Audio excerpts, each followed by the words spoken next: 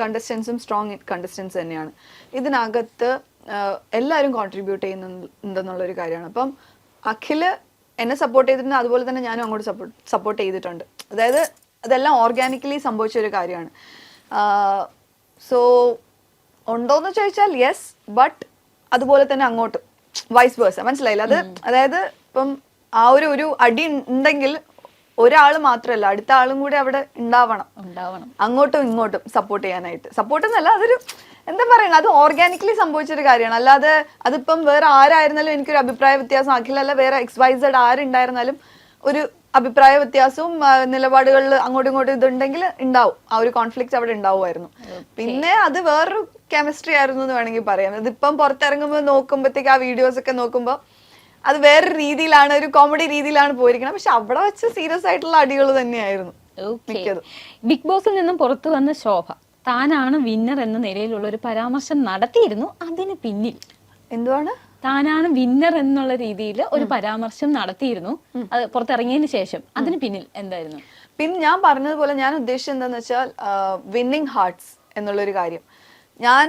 എനിക്കത് എന്താ പറയുക, ആ ഒരു വിന്നിങ് ഹാർട്ട്സ് എന്നുള്ള കാര്യം എനിക്ക് കിട്ടി എന്നുള്ള കാര്യം ഞാൻ പറയുന്നത് മൊമെന്റ് ആയി സ്റ്റെപ്ഡ് ഔട്ട് ആണ് ഞാൻ മനസ്സിലാക്കിയത്.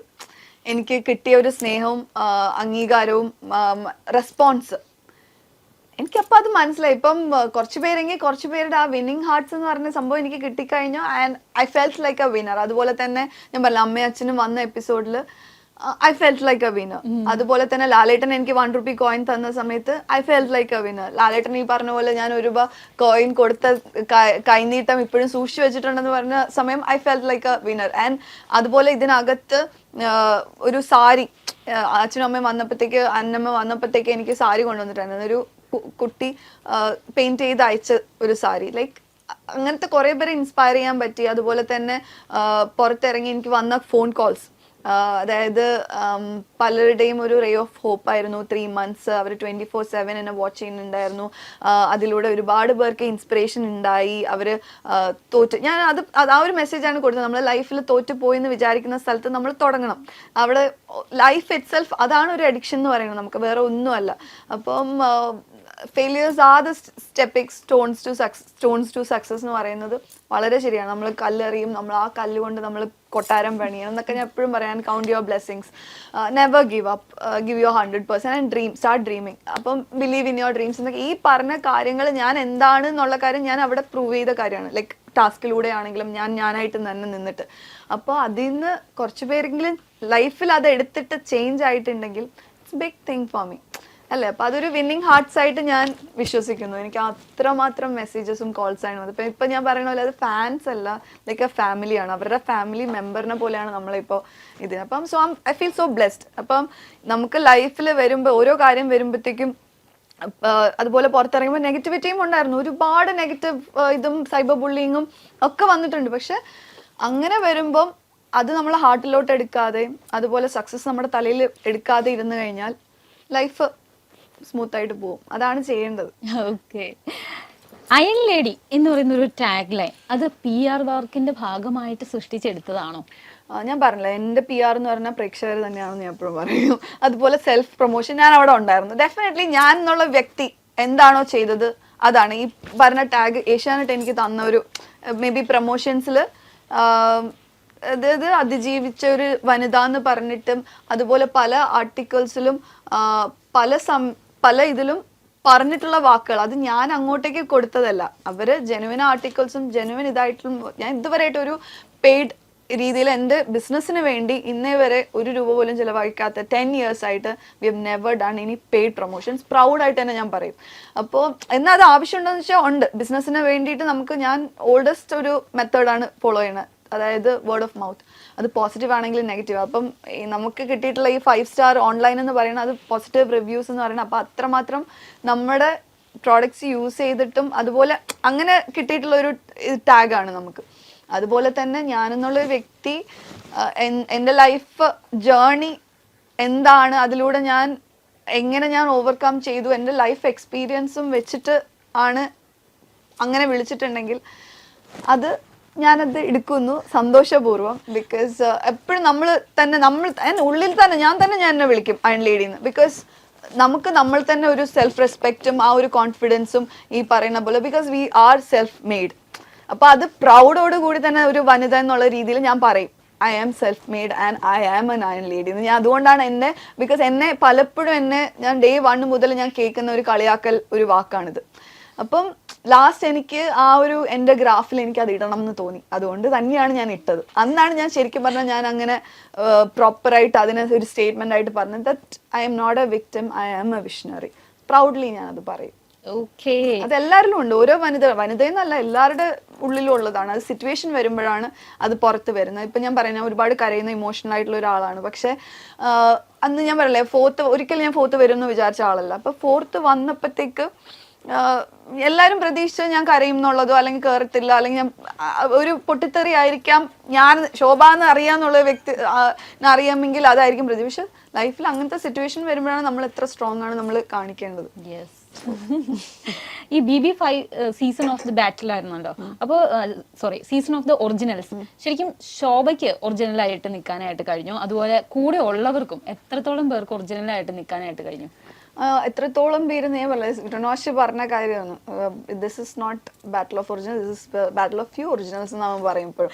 ബിക്കോസ് ഞാൻ ഒറിജിനൽ ആയിട്ട് നിന്നോ ഇല്ലയോ എന്ന് മാത്രമേ എനിക്ക് പറയാൻ പറ്റുള്ളൂ. മറ്റുള്ളവരുടെ കാര്യം എനിക്ക് പറയാൻ അറിയില്ല, ബിക്കോസ് എനിക്ക് അവരെ ആരെയും നേരത്തെ അറിയില്ല. എന്നാൽ പോലും പലരും നിലപാടുകൾ അങ്ങോട്ടും ഇങ്ങോട്ടും മാറ്റുന്നത് ഒക്കെ കാണുമ്പോഴത്തേക്കും പല കാര്യങ്ങളും പറയുന്നതും അവരുടെ ആക്ഷൻസ് കാണുമ്പോഴും നമ്മൾ പറയും. ഞാനും പറഞ്ഞിട്ടുള്ള ഒരു വ്യക്തിയാണ്, പക്ഷെ എന്നാൽ പോലും എനിക്ക് അവരെ ഒന്നും അറിയില്ല. അപ്പൊ ഇനി ഒരു ലോങ് ടേമേ ഞാൻ നേരത്തെ പറഞ്ഞില്ലേ, തെളിയിക്കുള്ളൂ അവർ ഒറിജിനൽ ആയിരുന്നു, അവരുടെ ക്യാരക്ടർ ഇങ്ങനെ തന്നെയായിരുന്നു, അതോ അല്ലയോ അവർ ഇതിന് വേണ്ടിയിട്ട് അവർ ഇങ്ങനെയൊക്കെ അഭിനയിച്ച് നിന്നതാണോ, നമ്മുടെ അടുത്ത് ഇങ്ങനെയൊക്കെ കാണിച്ചതാണോ, അവർ പുറത്തിറങ്ങിയിട്ട് നമ്മുടെ അടുത്ത് ഇങ്ങനെ ആയിരിക്കും എന്ന് പറഞ്ഞിട്ട് ഇപ്പൊ അവർ അങ്ങനെ അല്ലല്ലോ, അവർ വേറെ രീതിയിലാണല്ലോ പറഞ്ഞുകൊണ്ട് നടക്കുന്നതെന്നൊക്കെ പറയുന്നത് അത് അവരുടെ ക്യാരക്ടറാണ്. നമുക്ക് അതിലൊന്നും ചെയ്യാൻ പറ്റില്ല. ഞാൻ എന്തെങ്കിലും ഇതുണ്ടെങ്കിൽ ഞാൻ അവിടെ തീർത്തിട്ട് വരികയെന്ന് ഞാൻ ഓൾറെഡി ഞാൻ അങ്ങനെയാണ് ഞാൻ ഇത് ചെയ്തിട്ട് പോയതും. അപ്പൊ അതുപോലെ തന്നെ ഗെയിം ആണെന്നും അത് എനിക്കിനി അതിന്റെ ഒരു ബാഗേജ് പുറത്തേക്ക് കൊണ്ടുപോകണ്ട, ആ ഒരു സ്പിരിറ്റിൽ എടുക്കുക എന്നുള്ള കാര്യത്തിൽ ഞാൻ അവിടെ എല്ലാം പറഞ്ഞ് തീർത്ത് എനിക്കിപ്പോഴും ഞാൻ പറയില്ല. അതുകൊണ്ടാണ് എനിക്ക് ഇനി ആയാലും എന്നെ എന്ത് പ്രോഗ്രാമിന് വിളിച്ചാലും എനിക്കൊരു വ്യക്തിയുടെ കൂടെ പോകാൻ പറ്റില്ല അല്ലെങ്കിൽ അങ്ങനെ ഇങ്ങനെ ഒന്നും ഞാൻ പറയില്ല, ബിക്കോസ് എനിക്ക് ആരോടും ഒരു പ്രശ്നമില്ല. So I am good with everyone. Okay, ഈ പ്രാങ്ക് എവിഷൻ നമ്മൾ എല്ലാവരും കണ്ടതാണ്. അപ്പൊ ഈ പ്രാങ്ക് എവിഷനിൽ ശോഭയുടെ പ്രതികരണം പ്രേക്ഷകരും കണ്ടതാണ്. അപ്പോഴും ഉണ്ടായിരുന്നാണോ ഒറിജിനൽ ശോഭ? അല്ലെങ്കിലും അങ്ങനെ തന്നെയല്ലേ ഞാൻ. അതായത് ഒരു പൊട്ടിത്തെറി നമുക്കിപ്പോ ഒരു അൺഫെയർ എന്ന് പറയുന്ന ഒരു കാര്യം നമുക്ക് സംഭവിക്കുമ്പോൾ നമ്മൾ ചിലപ്പോൾ പൊട്ടിത്തെറിക്കും. ഒറിജിനൽ ആയിരുന്നോണ്ടല്ലേ അങ്ങനെ പൊട്ടിത്തെറിച്ചത്. പ്രത്യേകിച്ച് നമ്മൾ പ്രതീക്ഷിക്കാത്ത ഒരാൾ, നമ്മൾ സ്നേഹിക്കുന്ന ഒരാള് നമ്മള് എന്താ ബാക്ക് സ്റ്റാബ് ചെയ്തു എന്ന് നമുക്ക് തോന്നുമ്പോൾ നമ്മൾ എന്താ ചിരിച്ചോണ്ട് നമ്മൾ കെട്ടിപ്പിടിച്ചോണ്ട് വരുമോ പുറത്ത്? ഒരിക്കലും ഇല്ല. നമ്മളെ വിളിക്കേണ്ടതും പൊട്ടിക്കേണ്ടതൊക്കെ അവിടെ പൊട്ടിച്ചിട്ടേ വരുള്ളൂ. അതേ ഞാൻ ചെയ്തുള്ളൂ, വേറെ ഒന്നും ചെയ്തില്ല. ബട്ട് അത് അവർ ആ സ്പിരിറ്റിലെടുത്തു, ഞാനും ആ സ്പിരിറ്റിലെടുത്തുള്ളൂ. ലൈക്ക് അത് പ്രാങ്കാണെന്ന് പറഞ്ഞപ്പം എനിക്ക് വേണമെങ്കിൽ അത് വേറെ രീതിയിലും ഞാനില്ല, അപ്പൊ തന്നെ ഞാനത് വിട്ടു. ലൈക്ക് പിന്നെ എല്ലായിടത്തും ഞാൻ ആ സമയത്ത് പറഞ്ഞതിന് ഞാൻ സോറി പറയുകയും ചെയ്തു.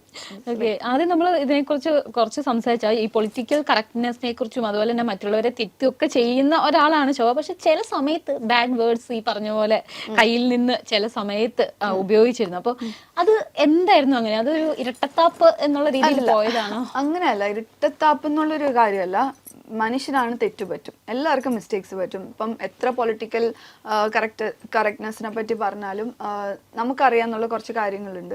അതുപോലെ തന്നെ ചില സിറ്റുവേഷൻ വരുമ്പോഴത്തേക്ക് നമ്മൾ അതാ ഞാൻ പറഞ്ഞത്, മനുഷ്യരാണ്, തെറ്റ് പറ്റാത്തതായിട്ട് ആരുമില്ല. ആൻഡ് അതിനകത്ത് ബിഗ് ബോസിനകത്ത് ഒരുപാട് പേര് ബാഡ് വേർഡ്സും പല ഇതും യൂസ് ചെയ്തിട്ടുണ്ട്.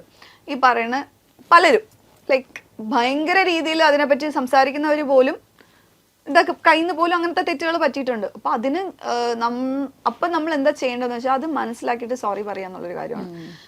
And not to repeat that same mistake. അതായത് സോറി പറയാനും ഭയങ്കര എളുപ്പമാണ്.